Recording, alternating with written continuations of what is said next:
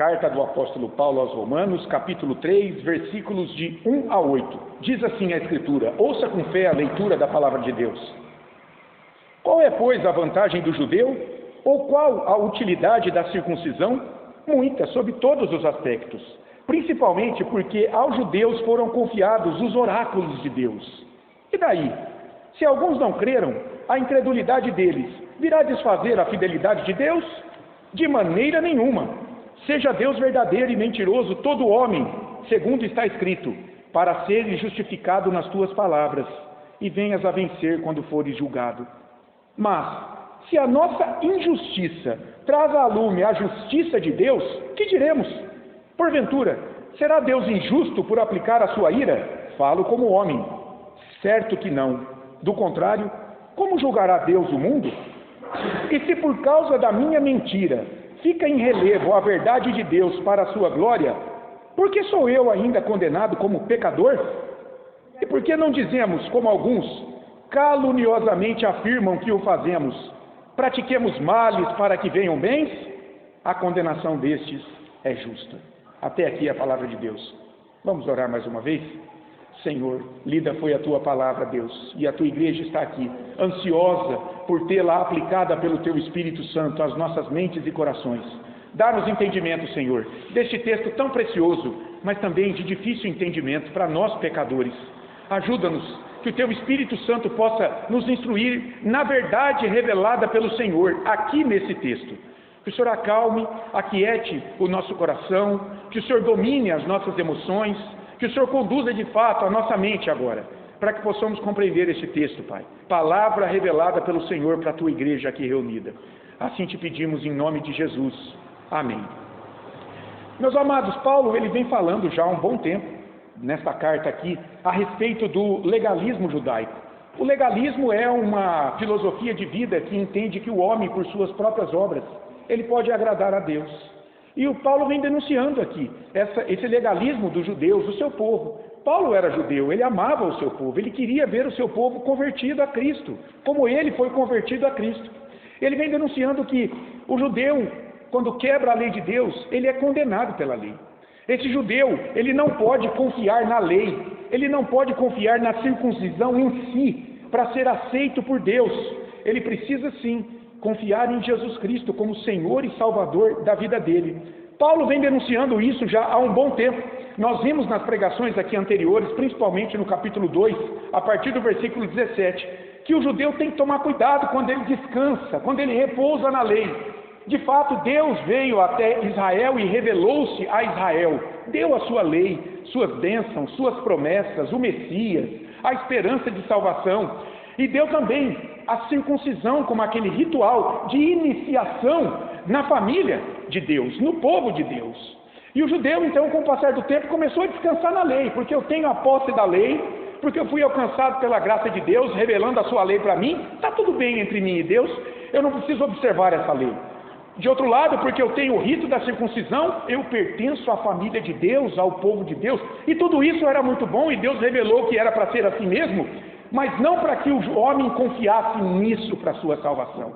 Isso era apenas figura, tipos, apontamentos para uma obra mais perfeita, que viria a ser feita por Jesus Cristo na plenitude do tempo. Então a lei foi dada não para salvar, mas para dizer que o homem é pecador, dizer que o homem é incapaz de cumpri-la por si mesmo, e conduzi-lo a Cristo, que a cumpriu por ele. Então, diante de toda essa pregação, imagine um judeu ali, ouvindo ou lendo essa carta, estando diante de Paulo, pregando o evangelho ali naqueles dias, um judeu poderia perguntar o seguinte: bom, Paulo, então se é assim, se eu serei condenado pela lei, como qualquer gentil que descumpre a lei, porque em pecado eu não posso cumpri-la, se a circuncisão em si não tem nenhuma utilidade, um judeu perguntaria o seguinte: qual a finalidade de ser judeu? Para que serve então eu ser judeu? Veja, Deus não seria infiel às suas promessas de salvação do seu povo ao condená-lo por sua lei? Não seria Deus injusto em derramar a sua ira pelos pecados do seu povo, Israel? Qual a utilidade de eu ser judeu? Paulo então vai responder: não. Paulo vai dizer que Deus concedeu grandes privilégios aos judeus, em primeiro lugar. Está aí, versículos 1 e 2. Depois, ele vai dizer que Deus permanece fiel ao seu povo crente no meio dos judeus, a despeito da infidelidade do seu povo, ou de muitos deles. Está aí versículos 3 e 4. E em terceiro lugar, Paulo vai dizer que Deus permanece justo, justíssimo, na condenação dos pecados do seu povo incrédulo, salvando os eleitos. Está aí o título desse sermão, a fidelidade e a justiça de Deus. Vamos ver a primeira divisão aqui, onde Paulo vai dizer que Deus concedeu grandes privilégios ao seu povo, e a gente já viu isso. Lá no capítulo 2, a partir do versículo 17, Paulo listou ali grandes privilégios que Deus deu aos judeus e esperava que eles fossem luz diante dos gentios, daqueles que não conhecem essa lei e esses privilégios. Olha o versículo 1 aqui comigo de novo. Romanos 3:1. Qual é, pois, a vantagem do judeu? Ou qual a utilidade da circuncisão? Olha que interessante, porque o texto começa assim: esse judeu imaginário está questionando Paulo. E ele está dizendo, qual é, pois? Esse pois é importante. Essa conjunção conclusiva está dando sequência ao argumento que Paulo disse anteriormente. Anteriormente, Paulo falou sobre a lei e sobre a circuncisão. E esse judeu imaginário agora está pensando aqui, peraí, Paulo, se é assim, portanto, de que adianta eu ter a lei? De que adianta eu ter a circuncisão? Esse judeu imaginário aqui, ele está se opondo a Paulo e a sua pregação da salvação pela graça mediante a fé em Cristo. Ele está dizendo justamente isso. Ora, tendo a lei, se eu tenho ela, se eu tenho a circuncisão, se eu serei condenado pela lei, se a circuncisão em si não irá me salvar, de que me vale ser judeu, Paulo? Aí você percebe novamente o tema que está por trás de tudo isso, que é a presunção do judeu, o orgulho dele. O equívoco na interpretação da lei dada pelo judeu, porque, como eu disse, a lei não foi dada para salvar por suas obras, porque a lei foi dada para mostrar o pecado humano, e que, em pecado, o homem é incapaz de obedecê-la para ser salvo. E ela foi dada para que esse homem, então, agora entendesse que ele precisa confiar no Messias que a cumpriu por ele. Paulo, ele não nega o privilégio de alguém ser judeu. Veja, a palavra judeu vem da tribo de Judá, e Judá significa ser louvado. Então é um louvor diante de Deus, uma pessoa conhecê-lo e buscar obedecê-lo segundo a sua palavra, que aqui é confiar em Cristo para a sua salvação. Paulo, em outra parte aqui dessa carta, ele vai listar uma série de benefícios que Deus deu ao povo judeu. Olha comigo lá no capítulo 9, Romanos capítulo 9, de 4 a 5, se Deus quiser nós vamos chegar lá. Romanos 9, de 4 a 5, Paulo vai falar dos privilégios de um israelita. São israelitas? Pertence-lhes a adoção e também a glória, as alianças, a legislação, olha a lei, o culto e as promessas? Deles são os patriarcas, Abraão, Isaque, Jacó, e também deles descende o Cristo, segundo a carne, filho de Davi, o qual é sobre todos, Deus bendito para todos sempre. Amém. Olha quantos privilégios Deus deu ao judeu.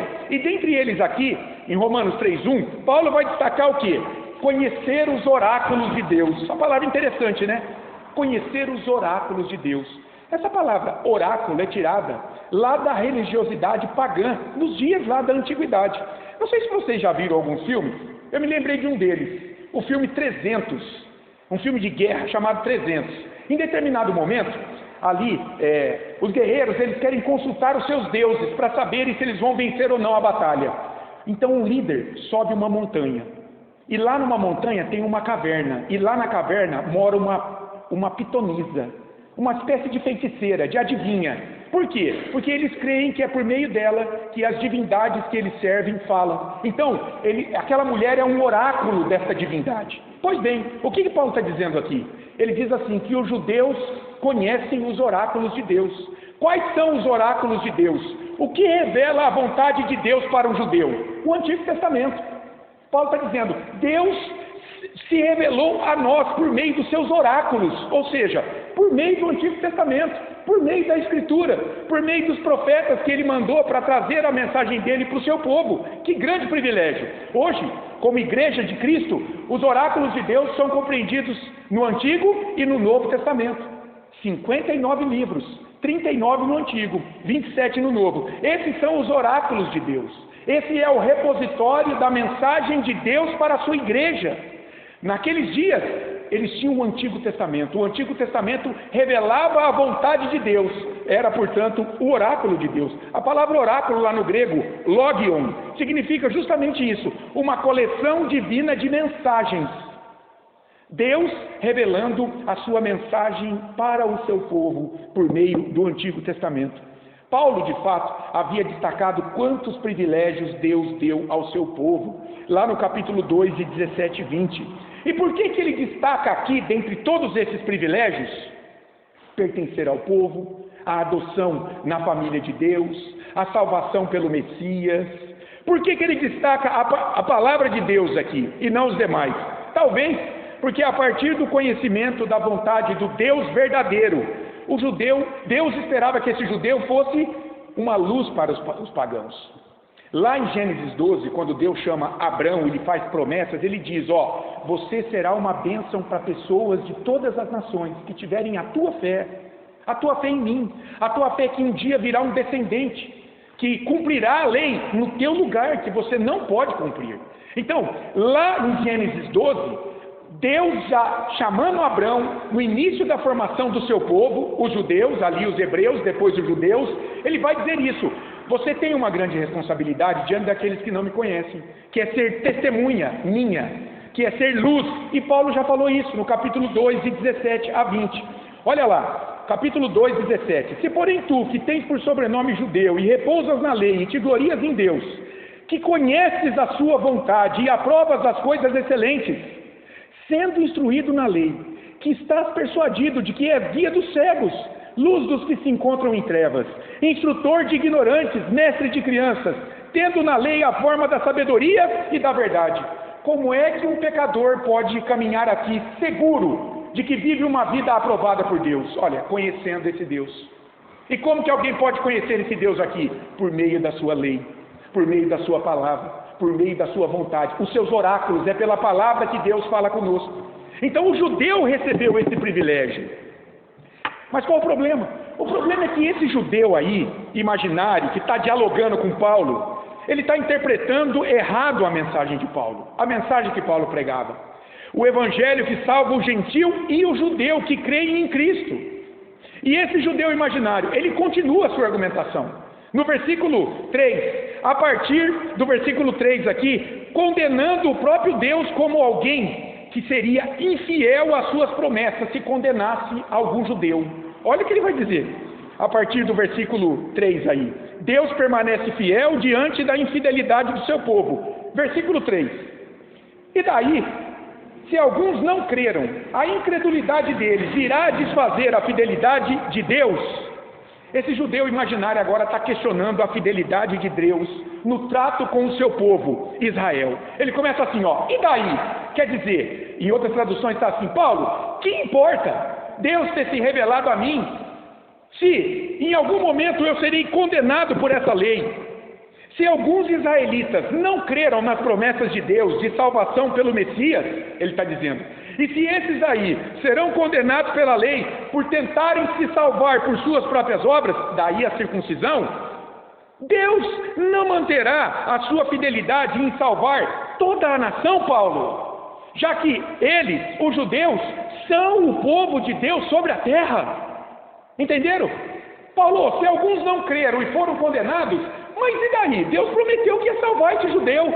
Deus não está sendo infiel se ele não salvar? Esse judeu imaginário, irmãos, ele está dizendo que se Deus condenar algum judeu, descendente biológico de Abraão, ele estará sendo infiel às suas promessas de salvá-los. Mas aí fica a pergunta, todos os judeus serão salvos? Ou somente os que crescem nas promessas de salvação pelo Messias, desde o passado? Está vendo o erro na interpretação? Novamente, veja a presunção do judeu, o seu orgulho, a interpretação errada da lei de Moisés quanto à sua salvação. Na mente desse judeu incrédulo, olha só, Deus tem que salvar Israel. Por quê? Porque é o seu povo sobre a terra. Não importa se creem ou não em suas promessas, mas a salvação deles se dará por quê? Porque é o povo eleito de Deus. Irmãos, segundo a Bíblia, Deus nunca prometeu essa salvação biológica de todo judeu, mas a salvação espiritual de Israel. Paulo vai falar claramente isso. Olha lá em Romanos 9 novamente. Vai comigo em Romanos capítulo 9, de versículos de 6 a 8. Olha o que Paulo vai dizer. Romanos 9, de 6 a 8.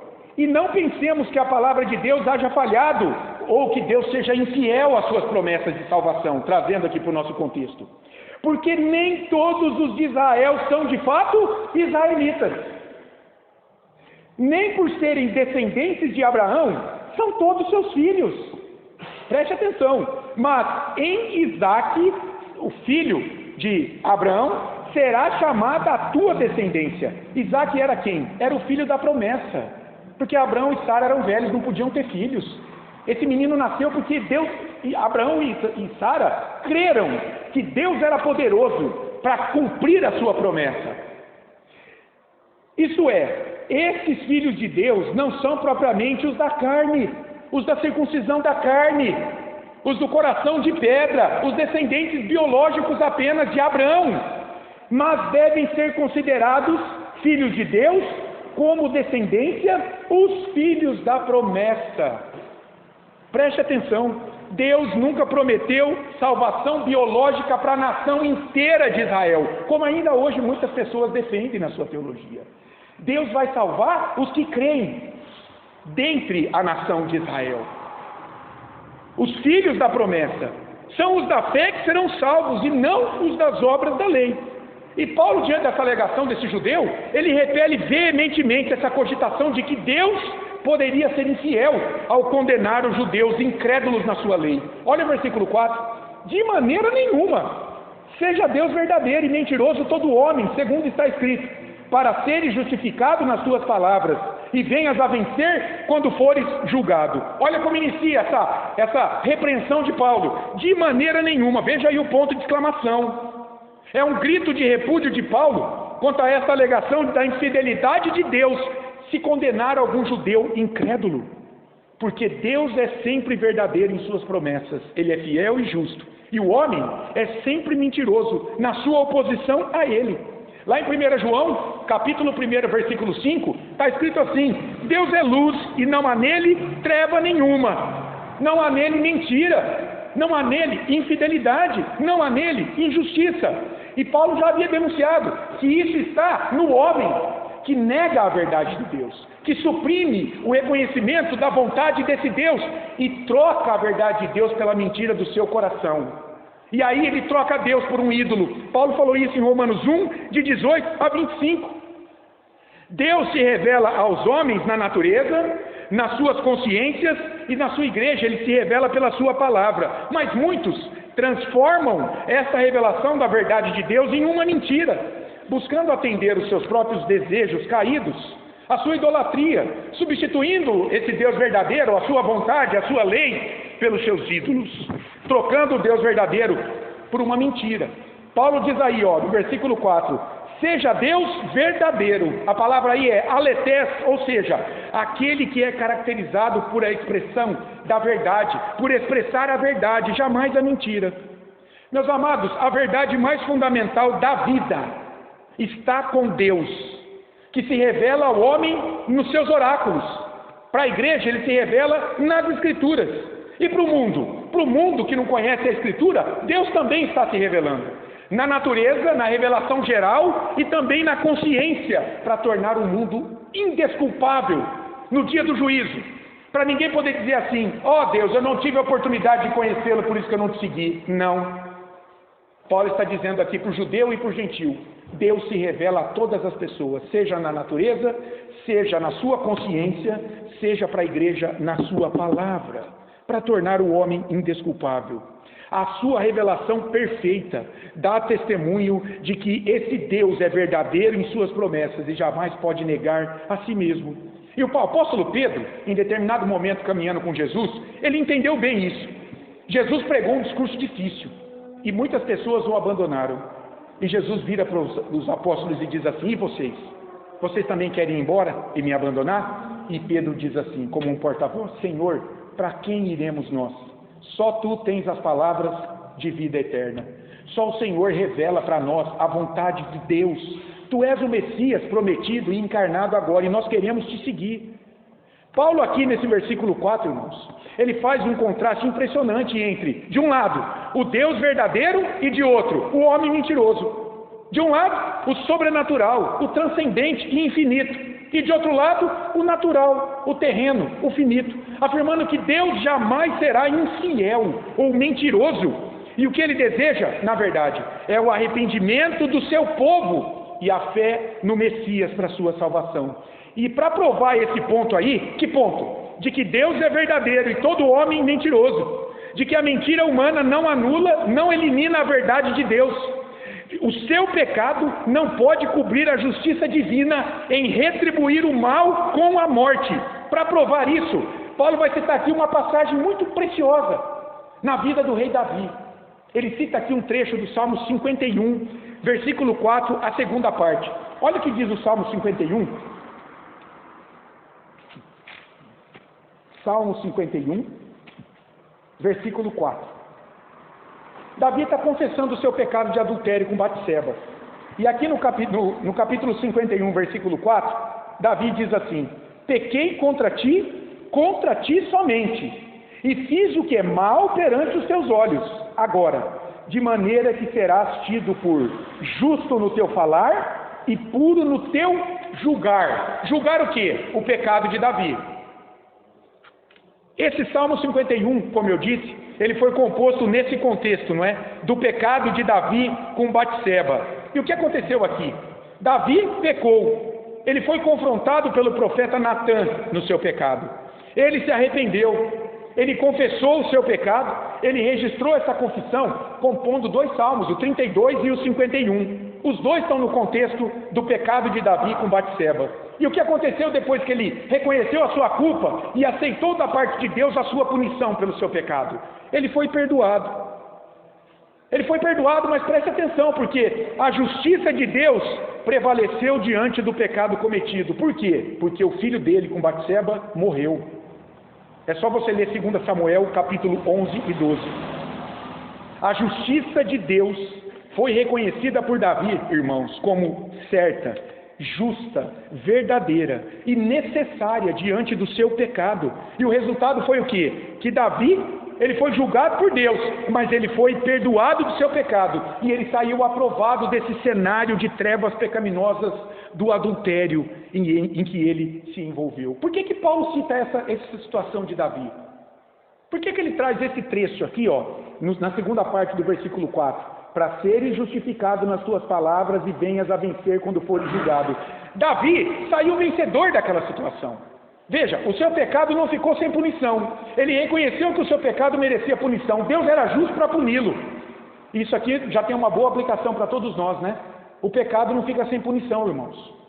E a punição maior será no dia do juízo para aqueles que desobedecerão a Deus sem ter Cristo em suas vidas. Mas nessa vida mesmo, pecadores têm que responder por aquilo de errado que fazem. E eu tenho sempre um exemplo bem vivo na minha mente, né? Imagina um casal que não é casado e tem filho. Eles vivem juntos que vão ter filho. Ok. Depois, eles se separam. E imagina, a gente sabe como é difícil essa situação, não é? Pais separados com filho. Aí o que acontece? Uma briga enorme. Mas Deus alcança a vida de um, ou do homem ou da mulher. É convertido. Está perdoado o seu pecado, mas as consequências daquele pecado ele vai sofrer até o final da vida. Ele vai ter que lutar com aquela mãe, a mãe vai ter que lutar com aquele pai que talvez seja crente. Essa criança vai crescer numa família fragilizada também, não tendo aquele parâmetro de um pai presente, de uma mãe presente para cuidar dele. Entende? Ok, você foi convertido, está perdoado o teu pecado, mas você vai ter que lidar com as consequências do teu pecado, que é essa situação toda que você se envolveu antes. Davi entendeu isso, ele falou: Senhor, se é assim então para que o teu nome seja honrado, o filho deles morreu, depois nasceu Salomão, o rei Salomão, mas num primeiro momento aquele filho de Davi com Batseba morreu. E por que Paulo traz isso? Paulo esperava que o judeu dos seus dias, ao ouvir a pregação do evangelho, ele se arrependesse da sua justiça própria. E ele cresce em Cristo para a sua salvação, para que no final ele fosse declarado inocente no tribunal de Cristo, de todos os seus pecados, tal qual ocorreu com Davi. Senhor, eu pequei, me perdoa. Seja lá o que for, o Senhor é justo e fiel, eu aceito a tua justiça, Deus. Ok. Enviou Natã disse que ele seria perdoado, mas morreu o menino. fruto daquele pecado naqueles dias. Davi reconhece seu pecado e aceita como justa a sua punição. Seu filho morreu, sendo Deus glorificado pela punição do pecado. Então o que isso aqui nos mostra? A justiça de Deus foi manifesta na punição do rei para a glória de Deus. Porque os inimigos de Davi estavam blasfemando do nome de Deus diante daquilo. Os gentios, idólatras, vendo o que Davi havia feito, veja, ele viu aquela mulher se banhando, ele sabia que ela era mulher de um dos seus melhores oficiais, Urias, não importou-se com isso. Urias estava na guerra, defendendo inclusive a honra do rei, da nação. Ele mandou chamar a mulher, ele a possuiu, ela ficou grávida.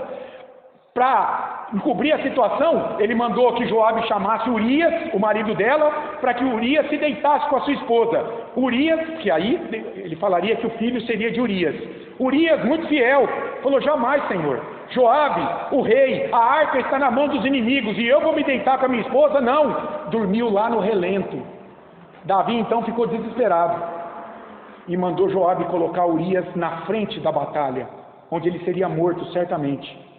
Então, olha o pecado de Davi, o que ele fez, a traição diante dos melhores oficiais dele, Urias, mas Deus o perdoou, restaurou novamente a comunhão dele, com ele, comunhão que ele nunca havia perdido, mas estava mergulhado em trevas, foi entregue a esse pecado do adultério, do homicídio também, ao matar Urias, da traição vergonhosa. Então os inimigos idólatras estavam vendo isso que Davi havia feito e estavam dizendo assim: que Deus é esse de Davi, que não pune esse homem? Entenderam por que era necessária a punição do pecado? A ira de Deus é isso, é a sua justa retribuição pelo pecado humano que quebra a sua lei, e quebrando a lei, a santidade de Deus, o nome de Deus é lançado na lama. Então o pecado de Davi precisava ser punido de alguma forma, e na sua soberania Deus então tirou aquele menino, o filho deles, o filho do adultério, naqueles dias, e depois deu o rei Salomão. Deus permanece justo na condenação dos pecados, inclusive do judeu. Paulo começa a falar no versículo 5, para esse judeu que está questionando a justiça de Deus. Esse judeu imaginário, ele aproveita então esse anúncio, não é, de que Deus ele é justo na condenação dos pecados, inclusive do seu povo, para lançar a seguinte pergunta, olhando para o que Deus fez com Davi, exaltando o seu nome no meio dos gentios, ao puni-lo. Olha o que ele diz no versículo 5. Mas, se a nossa justiça traz à luz a justiça de Deus, que diremos? Porventura, será Deus injusto por aplicar a sua ira? Falo como homem. O que esse judeu está insinuando aqui com essa pergunta? Irmãos, ele está dizendo assim: ora, se o meu pecado, a minha falta de fé na salvação pela fé no Messias, a minha falta de conformidade com a lei e com os mandamentos, isso significa esse adjetivo aí, injusto, Deus injusto, adquia, ou seja, a falta da minha conformidade, da minha vida com a lei de Deus. Se tudo isso destaca a justiça de Deus sobre mim, na minha punição, como judeu, como se dera com Davi, Paulo, então, algo bom está acontecendo aqui. Por quê? Pelo meu pecado, pela minha injustiça, a justiça de Deus está sendo manifesta. Ora, então, se Deus aplica a sua ira sobre nós judeus, sobre a nação de Israel, Deus está sendo injusto. Por quê? Porque Ele está punindo algo bom, algo que reverbera para a glória do seu nome. Entenderam a lógica do argumento desse judeu? De outro lado, ele ainda diz, esse adjetivo injusto aí, ádicos, aponta para um julgamento parcial de Deus diante dos gentios. Gentios que não o conheciam. Ele está dizendo assim, como poderia Deus, Paulo, absolver um gentio que não era o seu povo e condenar alguém do seu próprio povo, o judeu? Parece que na mente desse judeu, irmãos, um gentio pode ser condenado pela lei de Deus, mas jamais um judeu, pena de se tornar Deus alguém injusto na aplicação da sua lei. E novamente, Paulo repudia veementemente essa alegação de Deus ser injusto. E só considera a hipótese de Deus ser injusto para defender a fidelidade e a justiça de Deus. Por isso que ele fala aí, falo como homem. Ou seja, eu considero essa hipótese de Deus ser injusto apenas como homem. Um homem incrédulo, talvez, que não conheça Deus, que não conheça a lei de Deus, a Escritura. então eu vou considerar isso, mas só como se eu fosse um incrédulo, um homem comum que não conhecesse a Deus. Por quê? Porque de fato eu jamais posso concordar com isso. Ele responde no versículo 6, dizendo que é claro que Deus não pode ser injusto ao aplicar a sua ira sobre o pecador, sobre esse judeu incrédulo em suas promessas. Do contrário, se Deus não punir toda injustiça, a quebra da sua lei pelo pecado humano, como é que ele vai julgar o mundo? Olha o que ele diz no versículo 6. É certo que não, é certo que Deus não é injusto. Do contrário, como julgará Deus o mundo? Olha aí, essa expressão aí, certo que não, é a mesma lá do versículo 4, quando ele diz, de maneira nenhuma Deus é infiel. De maneira nenhuma. Lá em João 12, 48, Jesus vai dizer aos judeus incrédulos dos seus dias, judeus que estavam rejeitando-o como Messias de Yahvé, que era a palavra de Deus, a sua lei, quem o julgaria no dia do juízo final.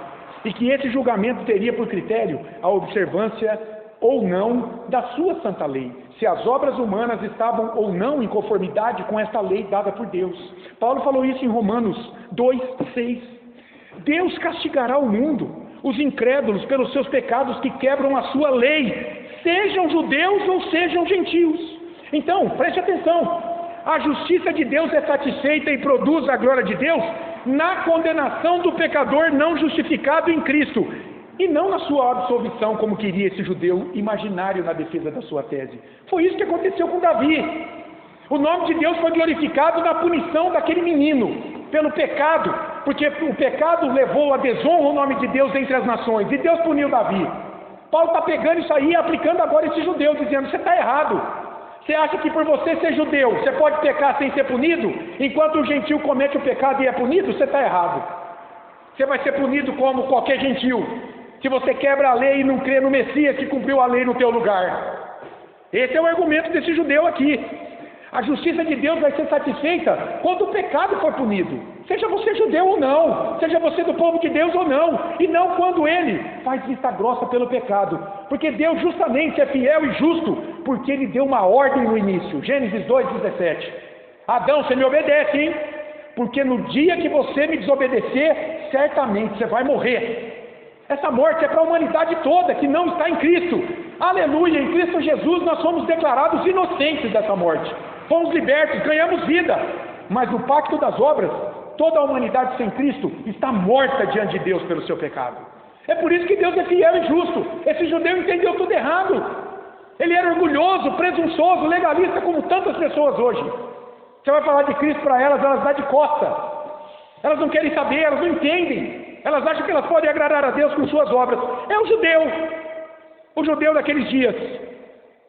Esse oponente imaginário aqui, ele não se contenta. Ele prossegue a sua acusação a Deus, como sendo infiel e injusto ao condená-lo pela sua incredulidade. E veja aí, a pergunta que ele faz agora no versículo 7. Ele repete o que ele já tinha perguntado no versículo 5. Olha o versículo 7. E se por causa da minha mentira fica em relevo a verdade de Deus para a sua glória, por que sou eu ainda condenado como pecador? Veja aí, irmãos, no versículo 5, esse judeu disse que o seu pecado destacava a justiça de Deus. Então ele não poderia ser condenado por Deus pela sua incredulidade como Jesus, como o Messias. Do contrário, segundo ele, Deus seria injusto ao condenar alguém que fora formado para a sua glória diante das nações. Israel. Se Deus fizesse isso, condenasse o judeu, como afirmou no versículo 5, na segunda parte, Deus seria injusto na aplicação da sua ira sobre a sua vida, membro da nação de Israel. Esse judeu estava tão convicto da sua inocência diante da lei de Deus, simplesmente por ter a lei, pertencer ao povo de Deus, hoje por pertencer a alguma igreja apenas, que aí no final do versículo 7, olha o que ele afirma: por que sou eu ainda condenado como pecador, ó Deus? A minha falta de fé traz glória para o teu nome, por que você vai me condenar? Eu sou do teu povo. Eu não devo ser visto como pecador, diria esse judeu imaginário. Olha só, mas como um benfeitor. Por quê? Já que pelo meu pecado a justiça de Deus, a verdade de Deus, a confiança de que suas promessas de salvação pela fé no Messias, e não nas obras da lei, elas se cumprirão. tal qual reveladas na lei. Ora Deus, ora Paulo, se tudo isso fica em evidência pela minha vida como judeu, conhecedor dessa lei, testemunha diante dos gentios que não conhecem a tua lei, por que eu vou ser condenado por ela? Sabe o que está na mente desse oponente judeu imaginário do apóstolo Paulo e de muita gente hoje? Olha só, que a fé cristã, ela é simples demais, irmãos, para ser verdadeira. E que o Deus pregado por Paulo, que salva pessoas como judeus e gentios pela fé apenas, esse Deus não pode ser verdadeiro. E se ele for, ele é injusto na aplicação da sua justiça. Olha o versículo 8 comigo. E por que não dizemos, como alguns caluniosamente afirmam que o fazemos? Pratiquemos males para que venham bens? A condenação destes é justa.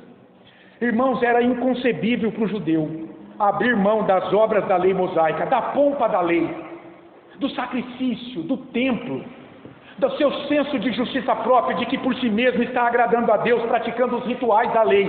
Era inconcebível para um judeu abrir mão de tudo isso para simplesmente ter fé em Jesus, acreditar em Jesus.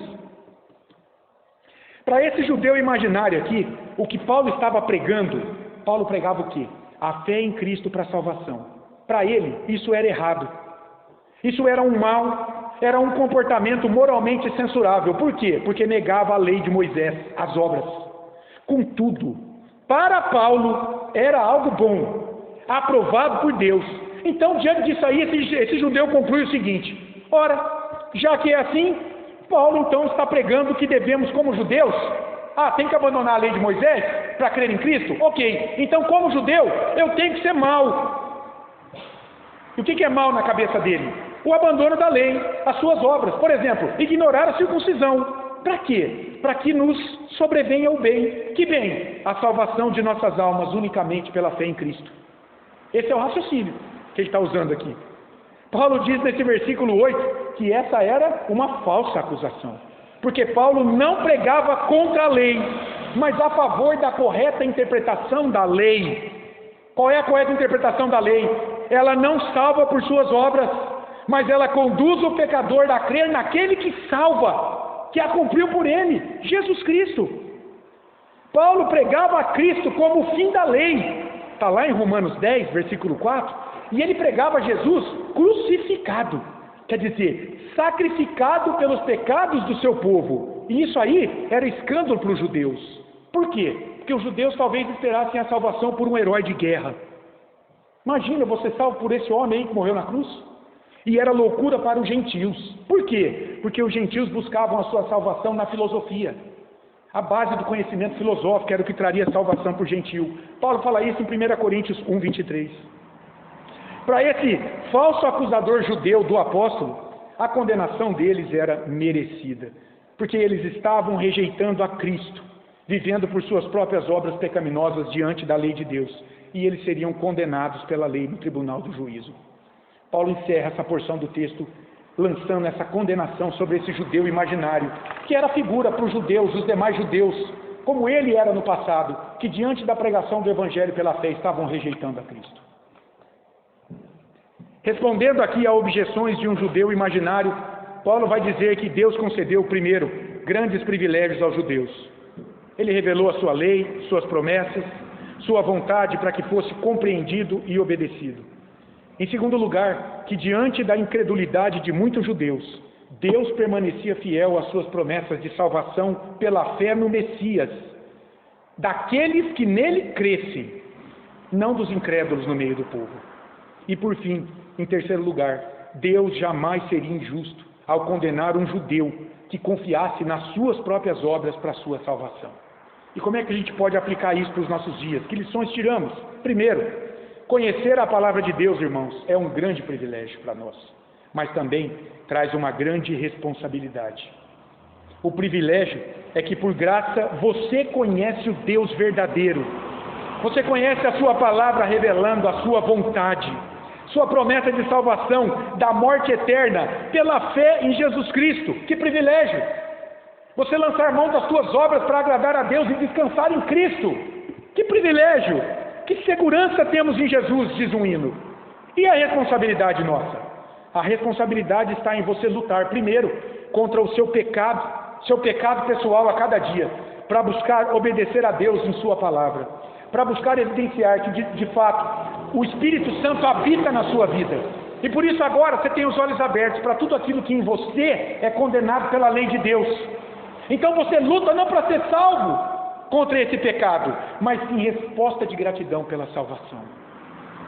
E em segundo lugar, a sua responsabilidade é compartilhar dessa salvação em Cristo para aqueles que estão ao teu redor e estão distantes do caminho de Deus. Agradeça a Deus, meu irmão, pela viva esperança de salvação que arde em teu coração e chame outros para desfrutar da presença de Deus também em suas vidas. Em segundo lugar, não desanime, meu caro, quando você pecar.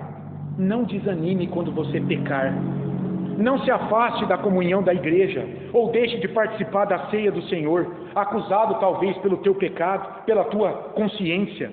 Por quê? Porque a tua infidelidade não anula a fidelidade de Deus em te perdoar de todos os teus pecados.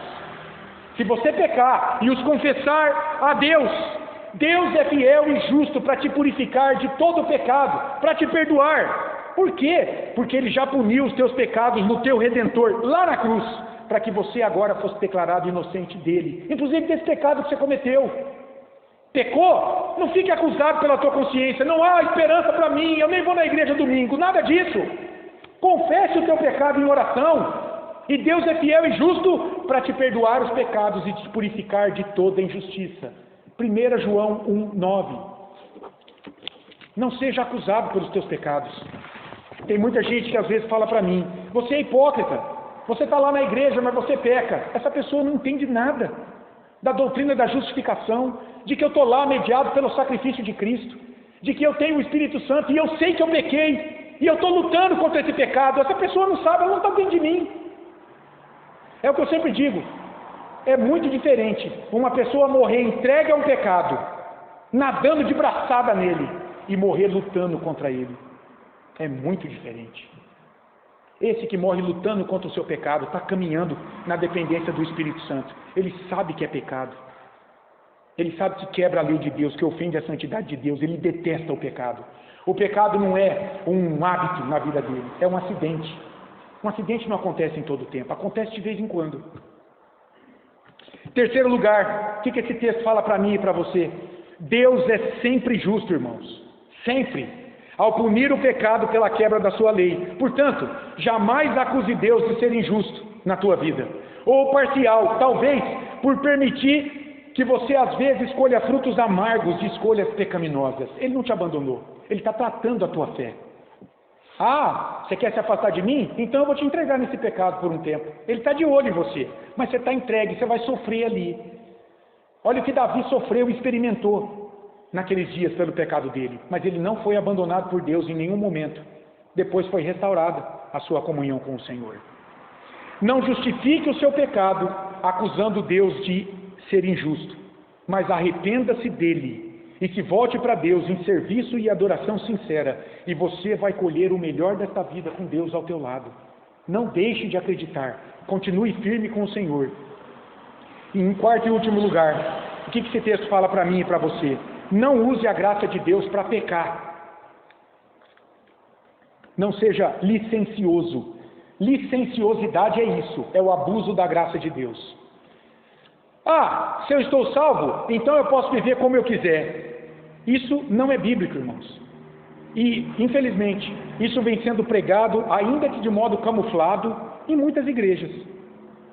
A verdadeira graça transforma o pecador em servo de Cristo e não o mantém em uma vida de pecado. Nada disso. Nada disso. Mudança de vida na produção de boas obras, arrependimento e fé unicamente em Cristo como Senhor e Salvador. É isso que Deus requer do verdadeiro adorador, como evidência da sua vocação, da sua eleição. Então, não caia nessa armadilha de Satanás. Ah, Jesus já morreu por você, rapaz, fica tranquilo, pode contar uma mentirinha, pode ser desonesto de vez em quando, pode deixar de ter compromisso com a igreja, você é doido, você vai toda semana na igreja?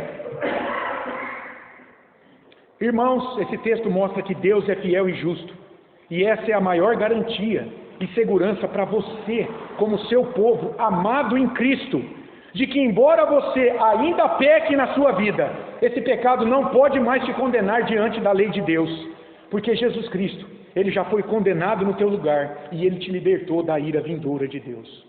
Portanto, alegre-se a cada dia, irmão, por essa grande liberdade desfrutada diante de Deus, pela obra do teu Salvador. Alegre-se nisso.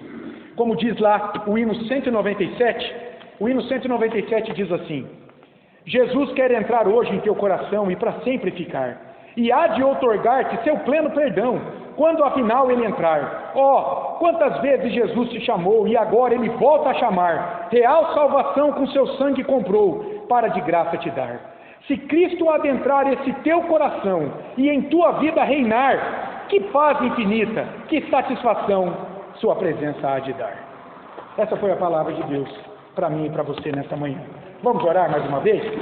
Senhor, nós te damos graças, Deus, pela obra salvadora, santificadora, justificadora, glorificadora de Cristo Jesus sobre nossas vidas. O teu povo, Senhor, hoje aqui, crente em Cristo, naquela mesma promessa que fizestes a Abraão. Obrigado, Pai, porque por tua graça imensa, aquela promessa de fé alcançou as nossas vidas. Estamos aqui, Senhor, declarando diante de Ti que Jesus é nosso Senhor e Salvador, de que nós vivemos por Ele diante da Tua lei, de que nós confiamos nele, na obra de cruz nele, que nos libertou da condenação da Tua ira pelos nossos pecados. Recebe cada coração aqui presente nesta manhã, mediante Cristo Jesus, ó Pai, em Tua presença. Continua a falar conosco neste culto. Aceita, Deus, tudo que fizemos aqui até agora para a honra e glória do Teu nome. Ó Pai, que o Teu Espírito Santo, de fato, aplique esta palavra dentro do entendimento e da necessidade de cada filho Teu aqui presente. Palavra difícil, muitas vezes para nós, Senhor, não entendemos, suplicamos que o Teu Espírito esclareça ela, a nosso coração e a nossa mente, para que possamos ser cada dia mais, ó Deus Todo-Poderoso, Criador dos céus e da terra, ser conduzido em Tua presença, justificado e plenamente perdoado pela obra de Jesus aplicada por graça sobre nossas vidas. Nós Te adoramos, ó Deus, e oramos em nome de Jesus. Amém. Amém.